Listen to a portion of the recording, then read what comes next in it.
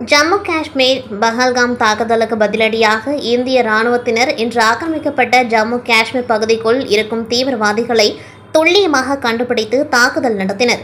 இதில் 100க்கும் மேற்பட்ட பயங்கரவாதிகள் கொல்லப்பட்டனர். கடந்த 10 நாட்களுக்கு மேலாக பஹல்காம் தாக்குதலுக்கு பதிலடி கொடுக்க பாரத பிரதமர் மோடி தலைமையில் மிக சிறப்பான முன்னெச்சரிக்கை நடவடிக்கைகள் எடுக்கப்பட்டன. அதற்கு விடை காணும் நோக்கில் இன்று தாக்குதல் நடத்தி பாரதம் அண்டை நாடுகளுடைய பயங்கரவாத செயல்களை பொறுத்து கொள்ளாது என்பதை எடுத்து கூறியிருக்கின்றார்.